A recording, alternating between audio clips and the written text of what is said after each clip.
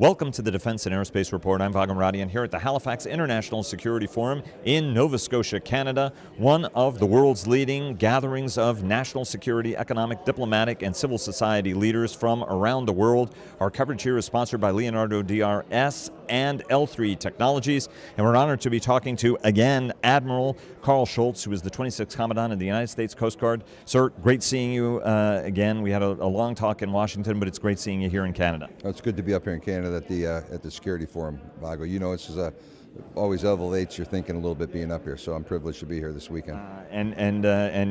This is repeated visits. When you were area commander, we would see you here as well, and now as Commandant. When we spoke and had our in-depth conversation in Washington just a couple of weeks ago, your Indo-Pacific strategy hadn't been fully completed. We heard from Admiral Davidson, the commander of Indo-Pacific Command, talking a little bit about regional challenges. The United States Coast Guard has always prided itself on having ships deployed all around the world. I remember Ocean Station a long time ago, which was a standard fare, but still, whether they're 378s, high endurance cutters, or whether they're national security cutters, they range the oceans. Westpac deployments are very, very common. Talk to us about the new strategy and the Coast Guard's role in the Indo-Pacific. Well, Vago, first off, we're actually rolling out a Coast Guard strategy for the next 4 years, a Coast Guard strategy 2018-2022.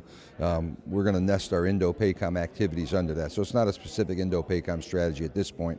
You know, I think as you look at what's going on in the world here, sort of geopolitically, we've been an enduring presence in the Pacific since 1849 when the Coast Guard, I think it was Revenue Cutter Lawrence, transited around the south tip of South America to show up in California ahead of the gold rush. That ship ended up pushing out further to Hawaii. But we've been in the Pacific, so it's enduring. I think right now there's a little more scrutiny on that. I've got men and women operating in a lot of different places. You know, for example, APEX going on there, the Vice President was over there. We've got 100 Coast Guard men and women for what we call our deployable specialized forces.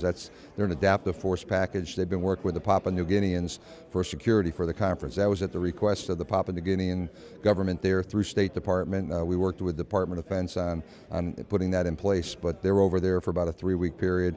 And I think that's a testament to sort of how the Coast Guard's the right kind of element to partner over there. They see us as, you know, capable maritime security partners. We work real well in that maritime governance model when you got complicated things like fisheries enforcement, law enforcement authorities. The Coast Guard, United States Coast Guard, really looks a lot like the type of services and capabilities these other nations need to provide to protect their sovereign interests.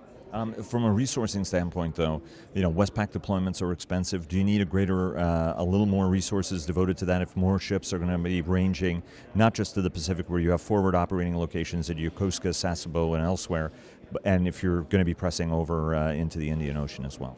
Well, where we are right now, Vago, is we're in the planning phase about discussions about potential Coast Guard, ship deploying to the Indo-PACOM. We have not been operating in that area with a major cutter in a while, but we obviously respond to requests for forces from Department of Defense and the combatant commanders. So we're having some discussion with Admiral Davis and staff about what are those right Coast Guard capabilities that would be a supporting entity, supporting capability to the Department of Defense.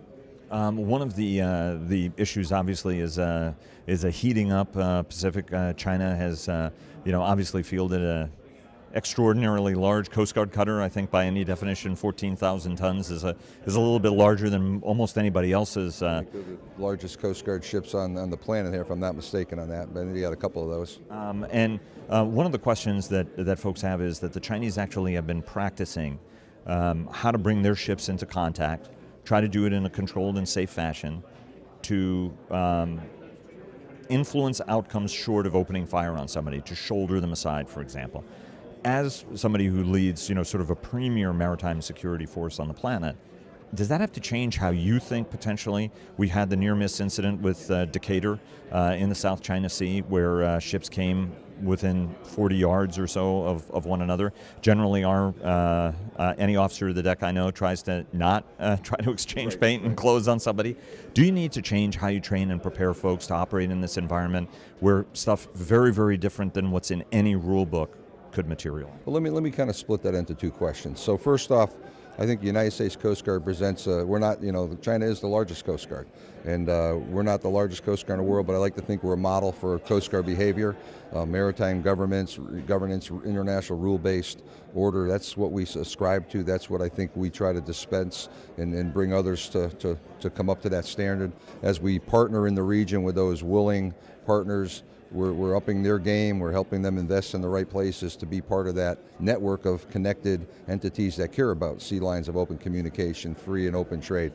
When I see the Chinese Coast Guard, who used to be a civil agency, now it's under the police, the People's Army, or excuse me, let me backtrack. So the Navy is the PLN Army Navy, but the Coast Guard is under their police entity, and then they have this PAF, People's Armed Forces, Maritime Militia.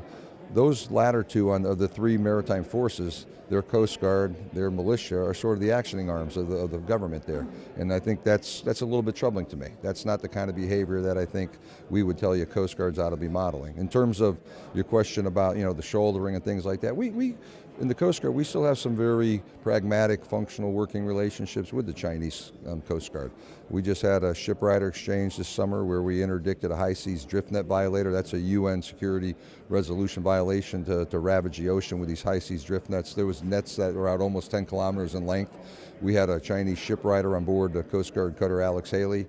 It was a Chinese flag ship. We did a boarding with the flag state control on that, turned the interdiction over to China. They will prosecute those. So there's some very pragmatic relationships. I would say, your question about am I worried about the shouldering, we focus on staying professional. We focus on having a pragmatic working relationship with Chinese colleagues. That said, there are indications. I won't speak to the Decatur other than third-party information. As a sailor, a 50-yard intercept type scenario, it's closer than you want to be if that's not your intent. If that's just coercive behavior or below the threshold war behavior, I think that raises the risk for everybody. But for us right now, my thinking is about professional Coast Guard men and women operating our vessels in a professional manner, and that's kind of what I got to say on that. You just don't want to shoot a closest point of approach of 50 yards as a general.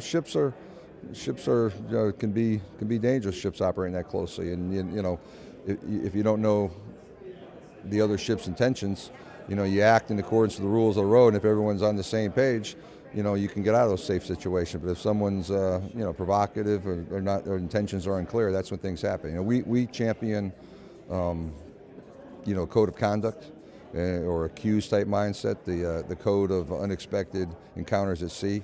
I think that opens the lines of dialogue. It drives down the risks of anything bad happening in those kind of scenarios. But that's high risk behavior, and clearly it's not consistent with what we call a free and open Indo-PACOM region.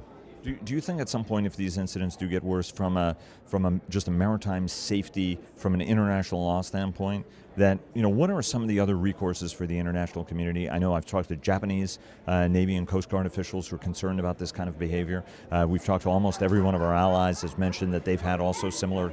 You talk about the militia, which is a completely different ball game that have swarmed some ships. The Japanese have had to face that more than once, and increasingly we're seeing that kind of activity to try to sort of confuse and befuddle operations. At some point, is there something the international community can come together and do when you have a major power, but is one that's really behaving outside any normal acceptable rules from a mariner? Well, I think what we've seen is we've seen some allied partners involved in freedom of navigation operations. And I think that signals the international community's viewpoint about the disputed space down there and open sea lines of communications. I think we're signaling that up in the Philippines. We just had 2 carrier strike groups up there. I think it's a strong demonstration of our interest in the Indo-PACOM region of the world a little bit. So I think we will continue the pattern, the types of behavior that we think is appropriate there when you're talking about ships operating close together. And I think in terms of freedom of navigation, generally maritime boundaries are driven by land features. A 9-dash line around a 1.4 square million mile body of ocean, that makes some assumptions that I don't think the international community necessarily recognizes when you're talking about territorial sea claims. So the ASEAN region, there's I think roughly 4 ASEAN partners of 10 that are in disputes with China about the islands in the region, stuff like that. So we absolutely adhere to the international rules-based order over there, and there's a lot of conversations around that and how different actors interpret that and act. Admiral Carl Schultz, 26th Commandant of the United States Coast Guard, sir. It's Thanks, always a Michael. pleasure. Great Always- seeing you here, and always thank love you to so see much you. for the time. You got it. Thank you.